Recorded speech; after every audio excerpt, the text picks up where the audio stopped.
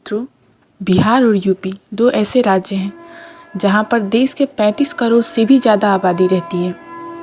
इसका मतलब साफ है कि जब तक इन दोनों राज्यों की गरीबी दूर नहीं हो जाती तब तक देश तरक्की कभी नहीं कर सकता।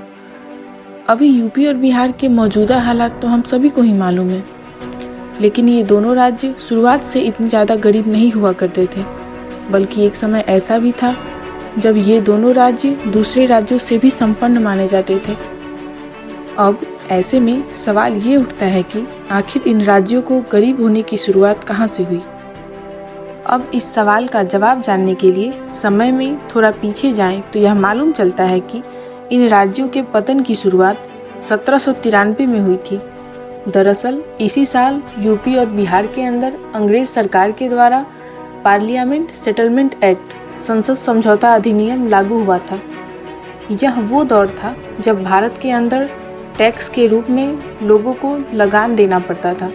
और लगान का यह कानून भारत में अंग्रेजों के आने से पहले ही चल रहा था। क्योंकि अंग्रेजों के आने से पहले अलग अलग राज्यों में विभिन्न राजाओं का शासन हुआ करता था,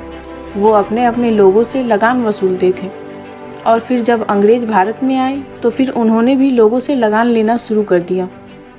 तब 1793 में अंग्रेजों के द्वारा लगाए गए संसद समझौता अधिनियम से पहले भारत में लगान की कोई तय सीमा नहीं होती थी, अर्थात जैसी जिसकी फसल होती थी वह उसके अनुसार कर दिया करता था। लेकिन इस एक्ट के आने के बाद से यूपी और बिहार में लगान की एक सीमा निर्धारित कर दी गई, यानी कि अब फसल ज़्यादा हो या कम हो, निर्धारित सीमा तक का कर देना ही पड़ता था। और दोस्तों, यही वही वक्त था जब से इन दोनों राज्यों की स्थिति बिगड़ने लगी, और इसके अलावा अंग्रेजों ने इन राज्यों में जमींदारी सिस्टम भी शुरू कर दी, यानी कि अब लोगों की लगान वसूलने का काम जमींदार करने लगे थे, और फिर जमींदार लगान वसूल कर अंग्रेजों को दे दिया करते थे। इस एक्ट का लोगों के जीवन पर बहुत गहरा असर पड़ा था। जब बाढ़ या सूखा होने की वजह से किसानों की फसल खराब हो जाती थी तो ऐसे में लगान नहीं दे पाता था, तो इस परिस्थिति में जमींदार लगान के बदले उसकी ज़मीन हड़प लेते थे, अर्थात अंग्रेज सरकार लगान की आड़ में लोगों से उसकी ज़मीन हड़प रही थी। अब किसानों का घर खेती बाड़ी से ही चलता है, तो ऐसे में जब किसी किसान से ज़मीन छीन ली जाती थी तो फिर उसके पास 2 वक्त के खाने का इंतज़ाम नहीं हो पाता था, और इसकी वजह से कुछ किसान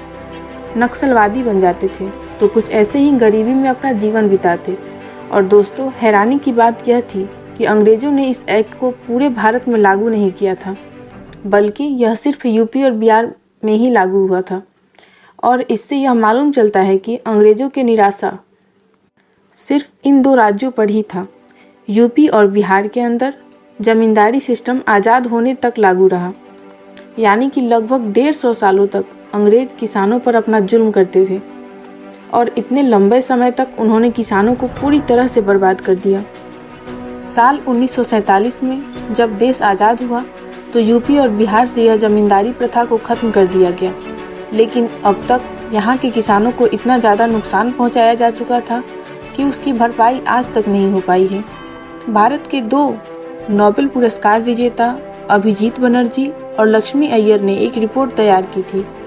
और इस रिपोर्ट में बताया गया है कि भारत के जिन राज्यों में जमींदारी सिस्टम हुआ करता था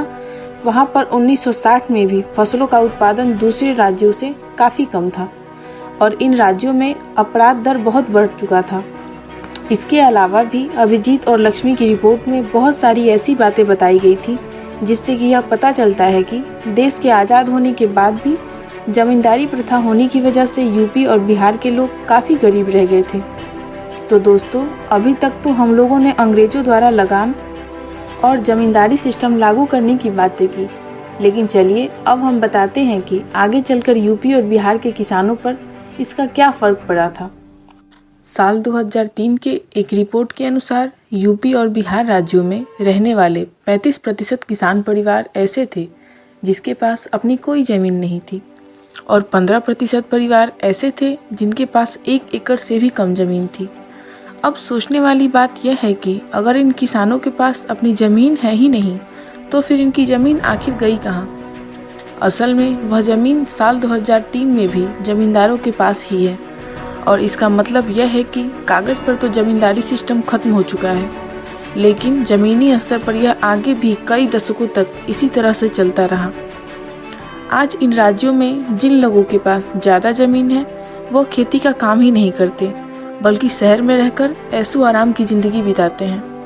और जो लोग असल में किसान हैं उनके पास खेती करने के लिए अपनी खुद की ज़मीन भी बहुत कम है। और यही वजह है कि यूपी और बिहार के अंदर बड़े किसानों की जगह पर छोटे छोटे किसान ज़्यादा हैं, क्योंकि इन छोटे किसानों की फसल का उत्पादन ज़्यादा नहीं हो पाता है, इसीलिए अपनी फसल को शहर जाकर अच्छे दामों में नहीं बेच पाते, क्योंकि इतनी कम फसल को बड़े शहर में ले जाने का खर्चा ही काफ़ी ज़्यादा हो जाता है। इसके अलावा बिहार और यूपी के गरीब होने के पीछे की वजह कहीं न कहीं यहाँ की सरकारों की भी है, क्योंकि यहाँ पर कभी भी किसानों को अच्छी बिजली मुहैया नहीं कराई गई, जिससे सिंचाई के अभाव में हमेशा ही उत्पादन कम होता गया। और दोस्तों, इसके अलावा भी सब्सिडी न देना और फसलों के दाम कम रखने जैसे कई सारी वजह हैं जिसकी यूपी और बिहार का विकास नहीं हो पाया है और यहाँ के ज़्यादातर लोग गरीब रह गए। दोस्तों, अगर आपको यह वीडियो पसंद आई हो तो इसे लोगों के साथ शेयर करना।